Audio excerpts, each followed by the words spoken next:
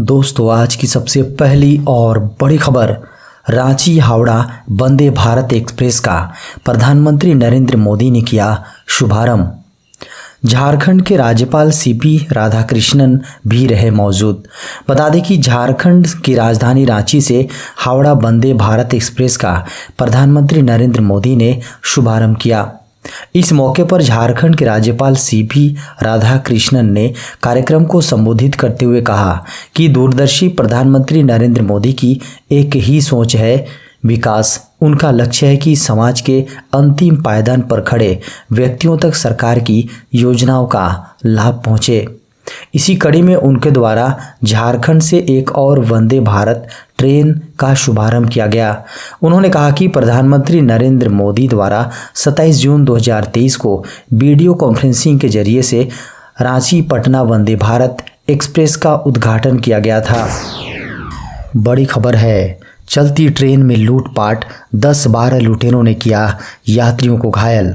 झारखंड के लातेहार जिले में 10-12 लुटेरों के एक समूह ने संबलपुर जम्मू तवी एक्सप्रेस में बेशर्मी से लूटपाट की। 76,000 रुपये मूल्य का सामान लूट लिया और कम से कम 7 यात्रियों पर हमला कर दिया।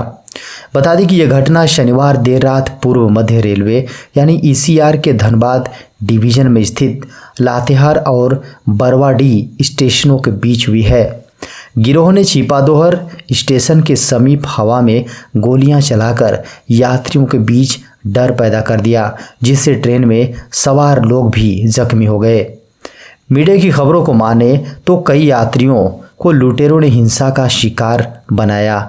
घटना के बाद यात्रियों ने ट्रेन के डाल्टनगंज स्टेशन पहुंचने पर विरोध प्रदर्शन किया। झारखंड में मंत्रियों और सत्ताधारी विधायकों का आवास घेरने की तैयारी में झारखंड के टेट पास पारा शिक्षक। झारखंड में सहायक अध्यापक यानी टेट पास पारा शिक्षक एक बार फिर आंदोलन की मोड में हैं। सहायक अध्यापक यानी टेट पास पारा शिक्षकों ने अपनी मांगों को लेकर झारखंड के मंत्रियों और सत्ताधारी विधायकों के आवास का घेराव करने का निर्णय लिया है। बता दें कि पूरे झारखंड के टेट पास पारा शिक्षक एक मांग वेतनमान की मांग को लेकर एक बार फिर व्यापक आंदोलन शुरू करने का निर्णय लिया है। बता दें कि वर्तमान में हर दिन 2-2 जिलों के टेट पास सहायक अध्यापकों ने राजभवन के समक्ष धरना प्रदर्शन कार्यक्रम चला रखा है। झारखंड शिक्षक पात्रता परीक्षा सफल सहायक अध्यापक समन्वय समिति ने रविवार को रांची में सभी जिलों से आए जनप्रतिनिधियों के साथ मैराथन मीटिंग की और आंदोलन को और धारदार बनाने का निर्णय लिया। झारखंड में 29 सितंबर तक नहीं है बारिश की संभावना। झारखंड में 29 सितंबर तक बारिश की संभावना नज़र नहीं आ रहा है। ऐसा इसलिए हो रहा है क्योंकि झारखंड में मानसून एक बार फिर कमज़ोर पड़ने लगा है। पूरे झारखंड में बीते 3 दिन बारिश हुई है, कहीं मध्यम दर्जे की तो कहीं हल्के और तेज बारिश हुई है।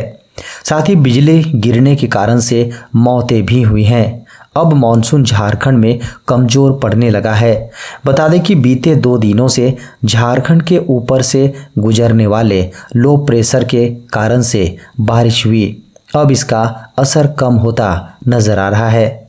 बता दें कि झारखंड की राजधानी रांची सहित लो प्रेशर का असर झारखंड में होने के कारण से कई इलाकों में बारिश हुई है। शुक्रवार को हुई बारिश ने राजधानी के कई इलाकों में असर दिखाया। मौसम विभाग की माने तो पिछले 24 घंटे में संताल परगना के कई इलाकों में अच्छी बारिश हुई है। बड़ी खबर है, एसबीआई में हज़ारों तादाद में निकली है पीओ की वैकेंसी। अगर आप सरकारी नौकरी की तैयारी कर रहे हैं और बैंक में जॉब करना चाहते हैं तो ये खबर आपके लिए महत्वपूर्ण है। दरअसल भारतीय स्टेट बैंक यानी एसबीआई में बड़े पैमाने पर प्रोबेशनरी ऑफिसर यानी पीओ की पोस्ट के लिए वैकेंसी को जारी किया गया है। इस वैकेंसी के तहत हज़ारों की संख्या में बैंक पीओ उम्मीदवारों का चयन किया जाएगा। हालांकि अगर आप भी इसके लिए आवेदन करना चाहते हैं तो जल्दी आवेदन कर दें, क्योंकि इसकी डेडलाइन आने वाले 2 दिनों में ही ख़त्म होना तय है। ऐसे में आप जल्द से जल्द अप्लाई कर दें। बता दें कि एसबीआई ने लगभग 2000 पीओ पदों के लिए नोटिफिकेशन जारी किया है। स्टेट बैंक की इस वैकेंसी में एप्लीकेशन की शुरुआत 7 सितंबर से ही हो गई थी। पीएम मोदी ने देश को दी और 9 वंदे भारत एक्सप्रेस की सौगात। देश के प्रधानमंत्री नरेंद्र मोदी ने 24 सितंबर को वीडियो कॉन्फ्रेंसिंग के जरिए से देश में 9 वंदे भारत ट्रेनों को हरी झंडी दिखाई। इस दौरान उन्होंने कहा कि रेलवे देश में गरीब और मध्यम वर्ग की सबसे बेहतर सहयात्री है। आज का यह यात्री ईज ऑफ ट्रैवलिंग और समय की बचत चाहता है, जिसमें वंदे भारत महत्वपूर्ण भूमिका निभा रही है।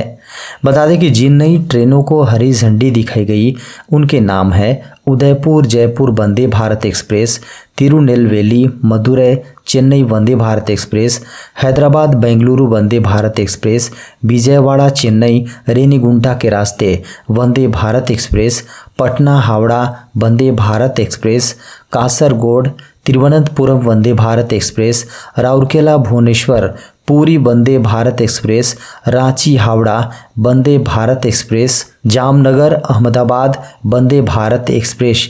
ये 9 ट्रेनें 11 राज्यों राजस्थान, तमिलनाडु, तेलंगाना, आंध्र प्रदेश, कर्नाटक, बिहार, पश्चिम बंगाल, केरल, ओडिशा, झारखंड और गुजरात में कनेक्टिविटी को बढ़ावा देंगी।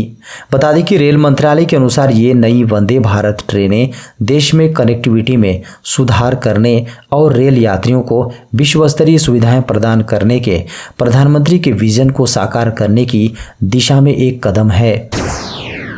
टूट रही है विक्रम और प्रज्ञान के जागने की उम्मीद। चंद्रयान 3 मिशन की अपेक्षित अवधि खत्म होने में काफ़ी समय बीत जाने के बावजूद भारतीय अंतरिक्ष अनुसंधान संगठन यानी इसरो ने चंद्र रात्रि के बाद मिशन के फिर से जीवित होने की संभावना बरकरार रखी है। हालांकि इसमें अभी तक कोई कामयाबी नहीं मिल सकी है। माना जा रहा है कि जैसे ही विक्रम लैंडर और प्रज्ञान रोवर चंद्रमा की सतह पर सोए यूएस स्पेस फोर्स सैटेलाइट के प्रक्षेपण में पृथ्वी के ऊपरी वायुमंडल में एक छेद कर दिया होगा। चंद्रयान 3 मिशन के लैंडर और रोवर को चंद्रमा पर सिर्फ एक चंद्र दिवस के लिए काम करने के मद्देनज़र डिजाइन किया गया था, यानी लगभग 14 दिन, और वह समय काफ़ी पहले बीत चुका है। ऐसा इसलिए क्योंकि मिशन के इलेक्ट्रॉनिक्स को रात के समय चंद्रमा पर चरम स्थितियों का सामना करने के लिए डिज़ाइन नहीं किया गया था, जहां तापमान 200 डिग्री सेल्सियस से भी नीचे गिर सकता है और सौर संचालित मॉड्यूल के काम करने के लिए बिल्कुल भी सूरज की रोशनी नहीं है। दिलचस्प बात यह है कि अगर रूस का लूना 25 चंद्रमा पर सॉफ्ट लैंडिंग करने में कामयाब होता तो उसका प्रदर्शन काफ़ी बेहतर होता। रूसी मिशन को प्लूटोनियम रेडियो आइसोटोप डिवाइस के साथ डिजाइन किया गया था, जो परमाणु बैटरी जैसा कुछ था। वह परमाणु बैटरी गर्मी उत्पन्न कर सकती है, जो उपकरणों को कम तापमान में भी जमने से बचा सकती है। 13 साल बाद एशियाई खेलों के प्री क्वार्टर फाइनल में पहुंचा भारत। एशियाई खेलों के पुरुष फुटबॉल स्पर्धा में भारतीय टीम ने प्री क्वार्टर फाइनल में जगह बना ली है। रविवार को यानी 24 सितंबर को ग्रुप ए में म्यांमार के खिलाफ मुकाबला 1-1 की बराबरी पर छूटा। इसका फ़ायदा टीम इंडिया को मिला। भारतीय टीम अगले राउंड में अब मजबूत सऊदी अरब के खिलाफ खेलेगी। सऊदी अरब की टीम फुटबॉल विश्व कप में लियोनेल मेसी की टीम अर्जेंटीना को हराया था। भारत 13 साल बाद एशियाई खेलों के प्री क्वार्टर फाइनल में पहुंचा है। पिछली बार ग्वांगझू में आयोजित टूर्नामेंट के दौरान राउंड 16 में पहुंचने में सफल हुआ था। भारत ने मैच के में पहला गोल किया। कप्तान सुनील छेत्री ने 23वें मिनट में गोल दागा। म्यांमार ने दूसरे हाफ में वापसी की और 76वें मिनट में गोल कर मैच को 1-1 की बराबरी पर ला दिया। इसके बाद मैच में एक भी गोल नहीं हुआ। डॉक्टरों का बड़ा दावा, 150 साल होगी इंसानों की उम्र। 1900 की शुरुआत से इंसानों की उम्र में दुनिया भर में इजाफा देखने को मिला है।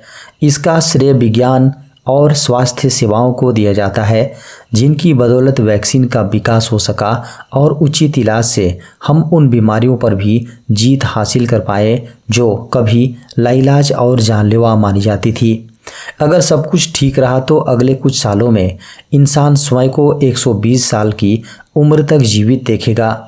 न्यूयॉर्क पोस्ट की एक रिपोर्ट के अनुसार डॉक्टर अर्नस्ट वॉन श्वार्ज का मानना है कि स्टेम सेल रिसर्च की बदौलत इस सदी के अंत तक इंसान 150 साल की उम्र तक जीवित हो पाएगा। भारत में 469 हैं कोविड-19 के सक्रिय मामले। भारत में कोविड-19 के सक्रिय मामलों में कमी आई है। 24 सितंबर 2023 को एक्टिव मामलों की संख्या 469 के आसपास बनी हुई है। 23 सितंबर 2023 की सुबह 8 बजे केंद्रीय स्वास्थ्य एवं परिवार कल्याण मंत्रालय द्वारा जारी आंकड़ों को माने तो देश में सक्रिय मामलों की संख्या 466 थी, जबकि 22 सितंबर 2023 को इनकी संख्या 461 दर्ज की गई। स्वास्थ्य मंत्रालय द्वारा जारी आंकड़ों को माने तो पिछले 24 घंटों में 62 नए मामले सामने आए हैं, जबकि 59 लोग कोविड-19 से रिकवर हुए हैं। पिछले 24 घंटों में महामारी से किसी की मौत की खबर नहीं है। भारत में कोविड-19 से मरने वालों का आंकड़ा 5,32,031 दर्ज किया गया है। इससे पहले 23 सितंबर को 70 नए मामले सामने आए थे, जबकि 22 सितंबर को 55 नए मरीज मिले थे, जबकि 1 नवंबर 2022 को 1046 नए मामले सामने आए थे। महाराष्ट्र सक्रिय मामलों के मामले में सबसे ऊपर है। इसके बाद पश्चिम बंगाल, उत्तर प्रदेश, कर्नाटक में सबसे ज़्यादा मामले एक्टिव हैं। वहीं विश्व स्वास्थ्य संगठन के अनुसार चीन में कोरोना संक्रमितों की संख्या 9.93 करोड़ पर पहुंच गई है, जबकि अब तक 121 लोगों की मौत हो चुकी है।